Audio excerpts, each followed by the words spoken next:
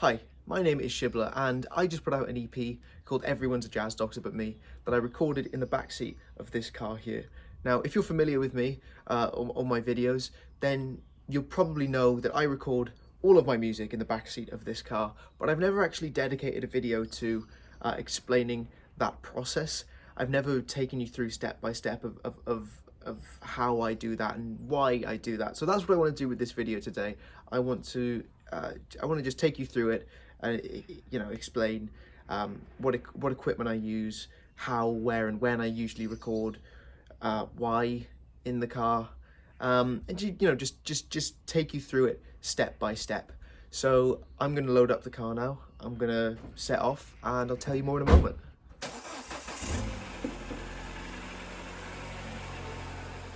So I think the first and most obvious question to ask is why, right? Why record in a car? If you're going to go DIY, why not do it in a bedroom or in a cupboard or something like that? And the answer for me personally is that I never had a vacant room in the house that I could turn into a studio space, nor do I have the money to do so, even if I did have such a space. And recording in and around the house, just as is, with no foam padding, none of those big mic shields that absorb all the reverb, whatever. It just sounds crap. It just never. I tried for quite a long time when I didn't know what I was doing. And the first time I bought a mic and just started trying to record stuff in my house on my own for a long time, I got nowhere. Maybe for about a year, I would try every now and then and just give up because it just sounded bad. And also, I live with my parents, so there's also the factor of if I'm recording in the house, there's noise all the time. There's people walking around, going about their business, and the catalyst for me starting recording to start recording in my car was they were out of the house. I was in the living room. I was recording something, and I, for the first time, thought I had like a decent sound, a decent take of something going. And then they opened the door. They walked through the front door, making noise, and I got really frustrated because I thought for the first time, I felt like I was kind of getting somewhere. And in a huff, I gathered all my equipment and I just chucked it in my car. And I recorded 4 songs, 3 of which ended up on my first EP. And that's how I discovered that the car was just the best treated space that I had access to. It was the most, I guess, soundproofed place that I could record, without having to buy any sort of foam and stick it up on any walls, or it was free. It's just my car. It's already there, and it just happened to be, and I'd never thought about it before. The room that I could record in that had the best natural acoustics, or at least the least shit. You might be wondering where I'm actually going, and you'll see in a moment. So here we are.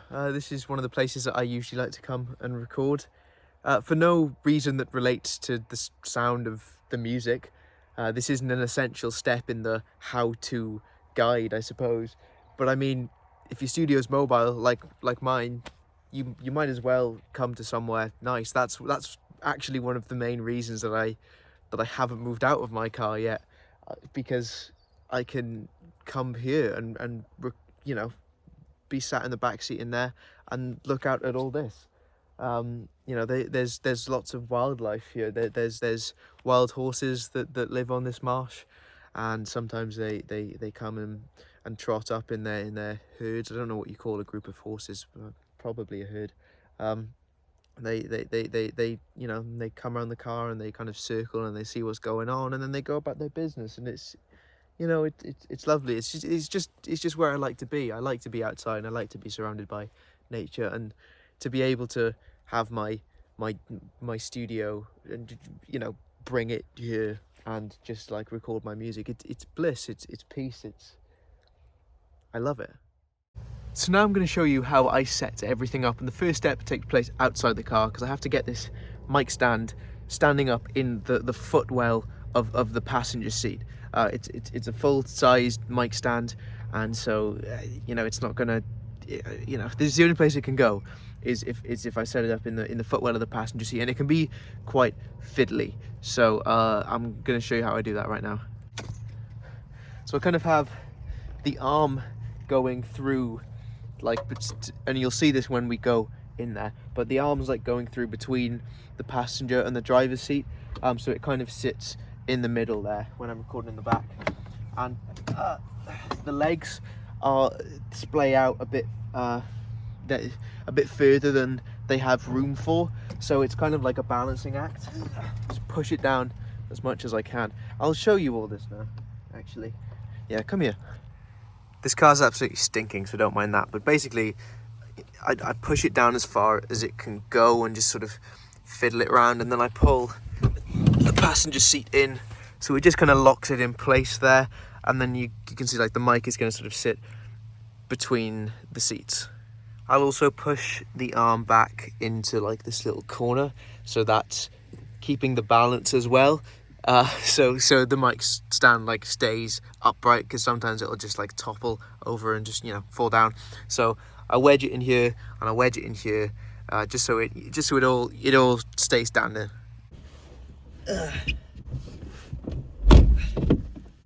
Right, so here I am. I put both of these seats forward, so that, as you could probably see before, the arm wasn't quite reaching between the seats. It wasn't getting like past them. So I put the seats all the way forward so that I can actually get the mic in here, and then I'm kind of ready to record. You know, this is the position. I have the mic here, I have my guitar here, and I play. I will actually get everything set up now and show you all of that stuff and exactly how everything is working in here, but this is the general setup, and I'll bring you closer from back there. I'll give you a better view of everything in a moment.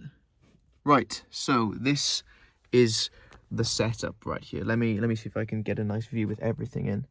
Yeah, that's it. This is everything.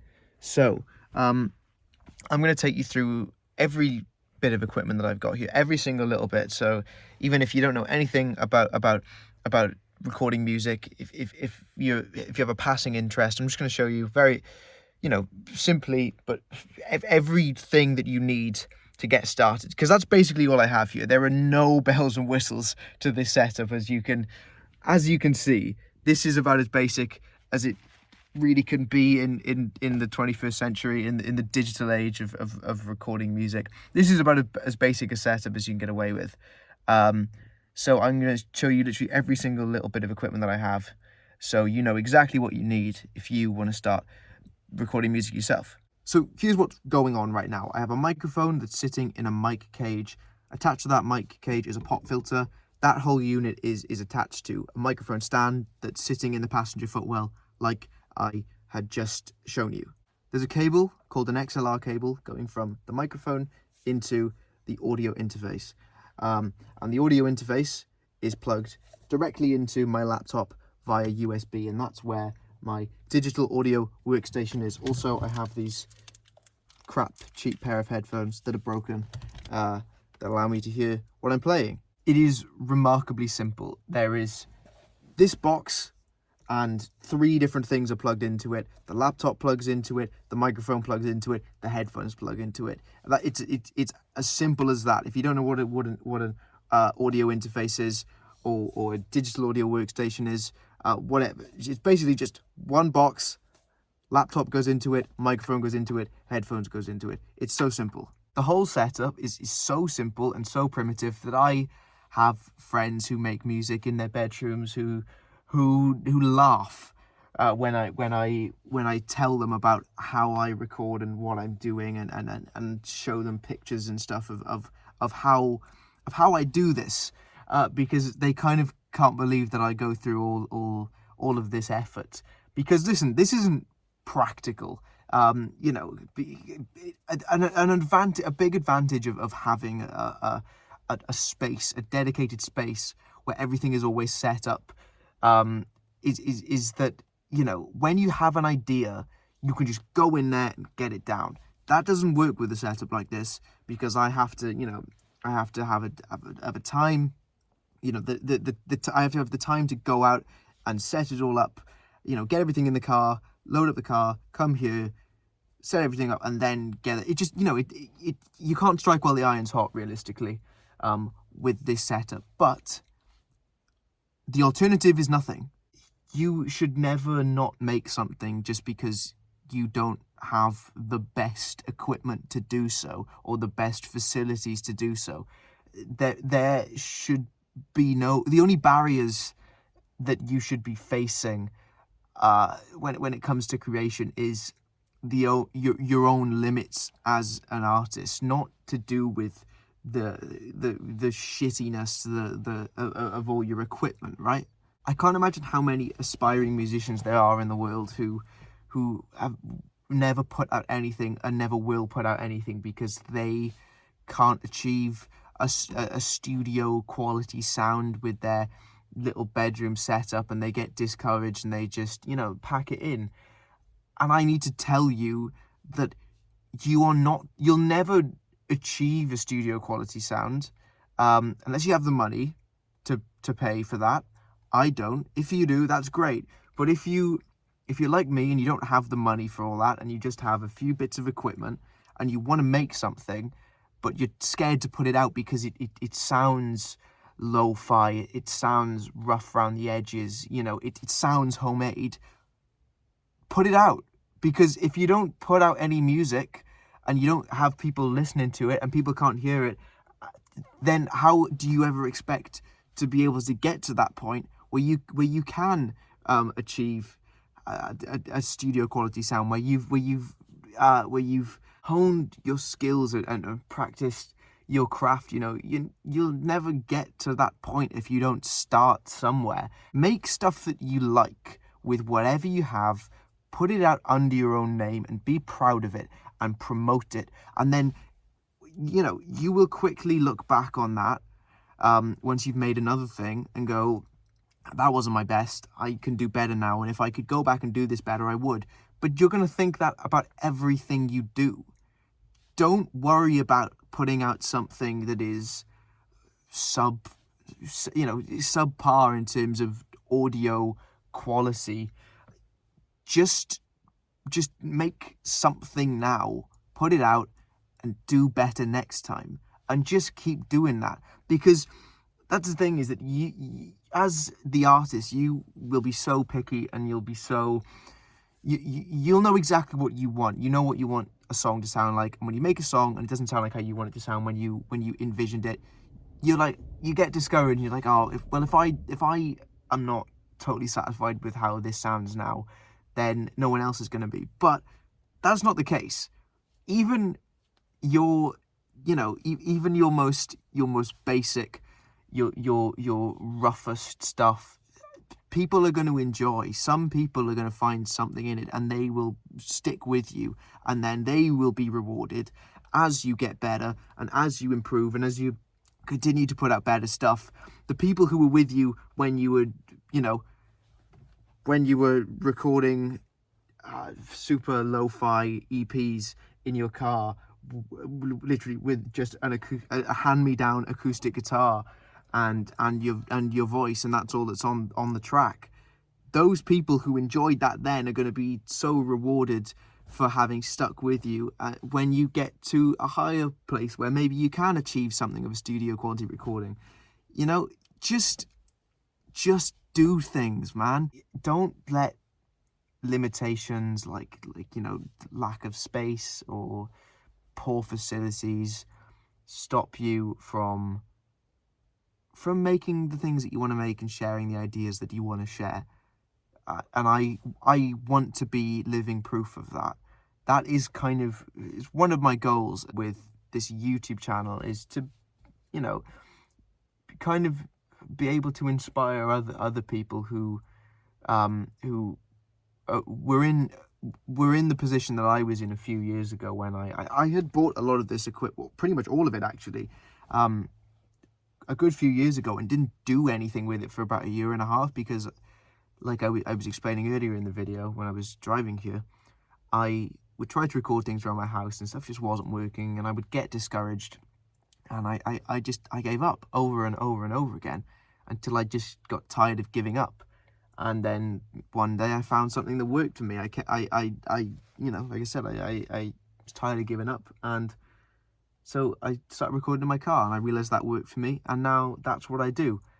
So don't let stupid things like this stop you, like having a crap microphone, or, you know, not having a room that sounds good.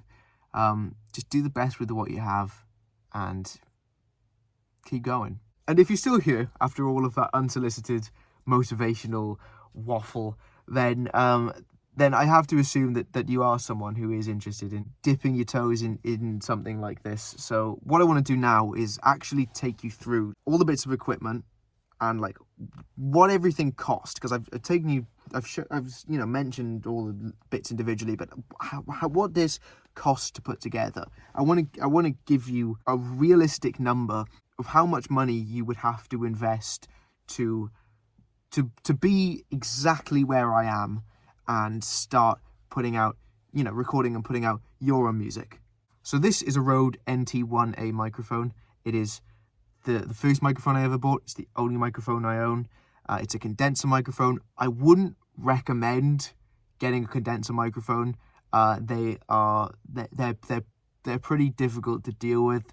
A lot of boosting and the high frequencies. But the thing is with this is that it was a really good deal. I got the microphone, the cage, the pop filter, the stand, and the XLR cable for, I think it was £150. It was just all came in one box.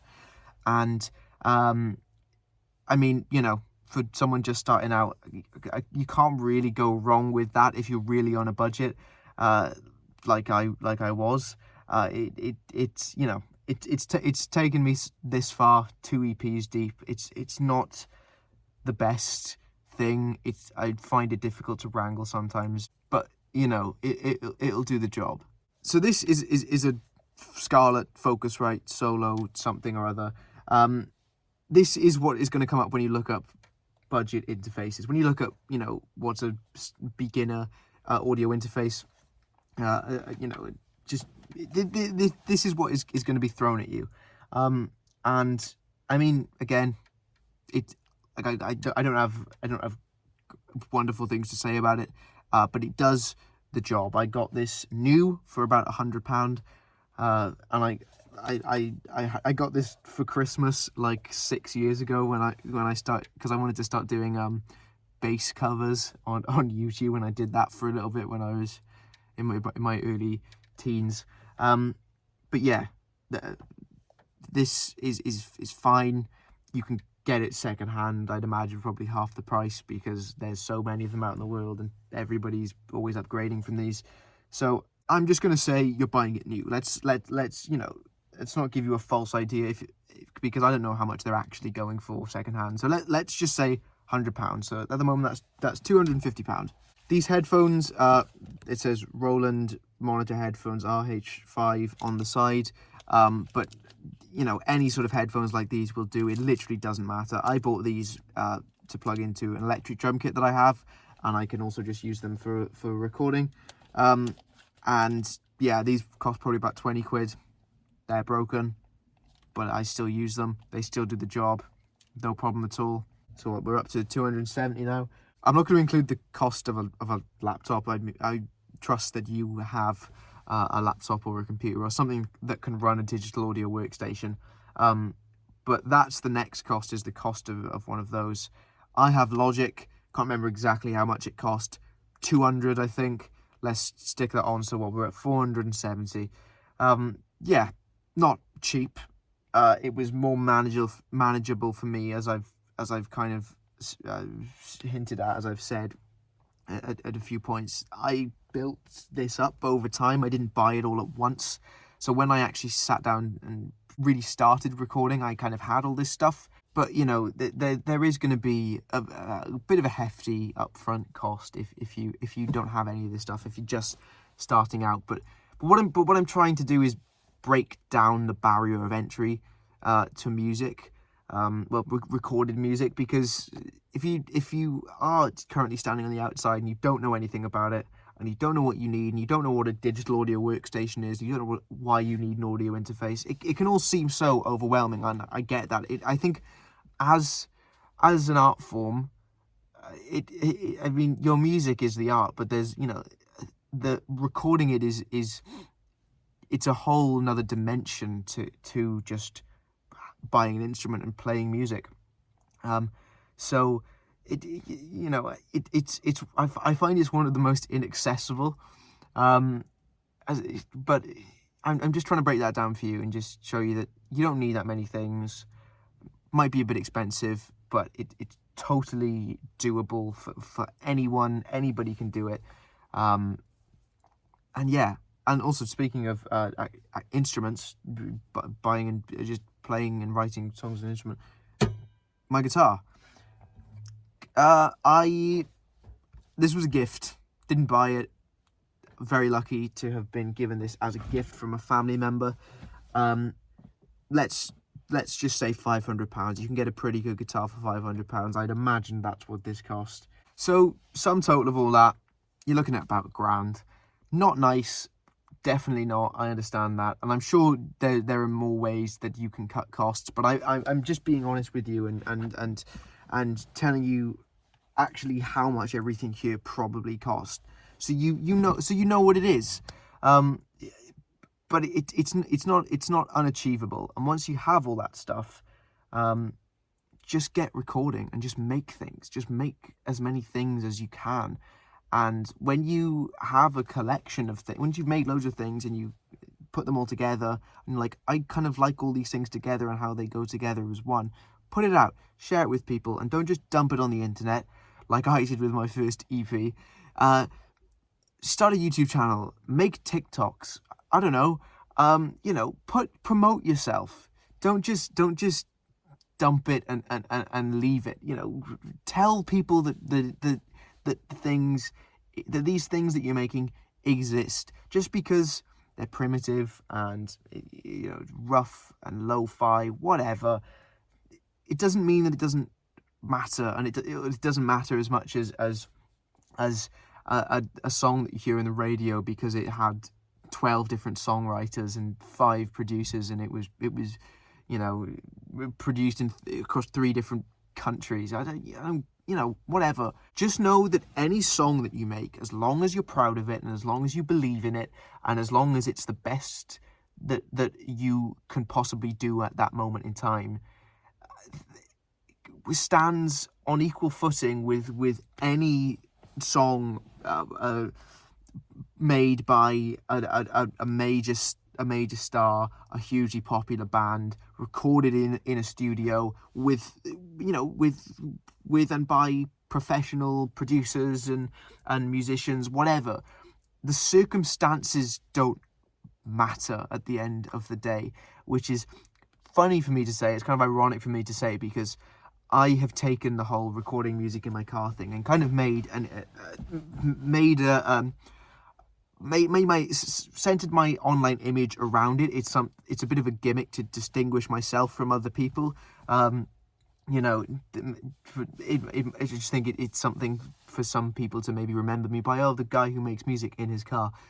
But it doesn't actually matter as much as I continue to point it out to people and make a thing about it. The circumstances don't matter. The song matters, and if you believe in it, then that's all that matters. It doesn't matter that it's recorded like this. Nobody's gonna be listening to a song, and before they can decide whether or not they like it, they need to see a picture of where it was recorded, and they need to know what microphone was. Who gives a shit, man? Make things, just make things and put them out. Actually, one more thing, I haven't actually shown you like what it looks like when I'm recording. Let me put you over here for a second. Okay, so here's the deal with this.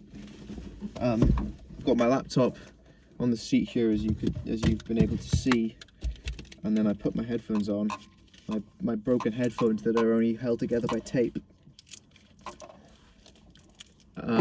This one's kind of, because it's only held together by tape, it doesn't really cling to my ear. I can only really hear things in this one. But they stay on my head, so they're good enough. And then I just go like that into the mic. That's it. This is the setup. This is what you're seeing now, is how I recorded my first 2 EPs, how I'm going to record the next one. This is what it actually looks like. So yeah, this is how I do it, and you can do it too. Really, you can. You just got to do it. you just got to stop thinking about it and just do it. Make things and send them to me. I want to hear them. Yeah. And if you want further proof of how you can make music that sounds like real music, sounds like a real song, in such primitive conditions, then please seek out my new EP, Everyone's a Jazz Doctor But Me. And yeah, subscribe if you wanna see more from me. And yeah, see ya.